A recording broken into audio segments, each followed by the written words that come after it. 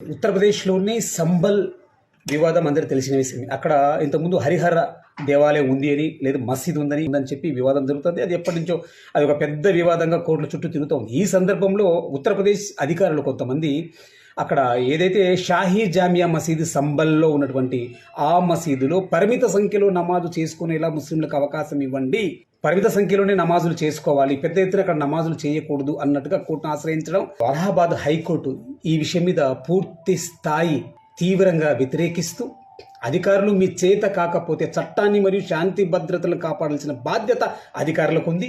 మీరు అక్కడ శాంతిని చట్టాన్ని కాపాడలేకపోతే కలెక్టర్ మరియు ఎస్పీ రిజైన్ చేసి వెళ్ళిపోండి అని చెప్పి తీవ్రంగా మందలించినట్టు తెలిసింది. మందలించింది ఇప్పుడే ఈ రోజే.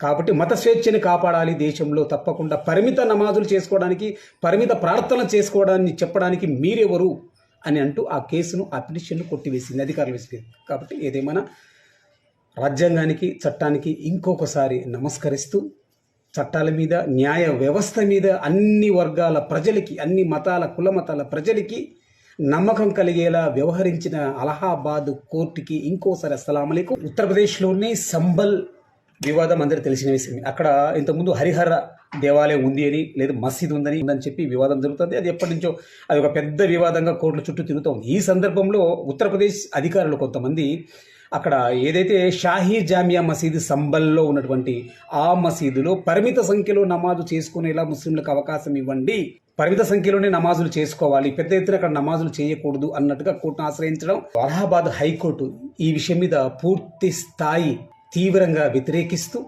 అధికారులు మీ చేత కాకపోతే చట్టాన్ని మరియు శాంతి భద్రతలను కాపాడాల్సిన బాధ్యత అధికారులకు ఉంది.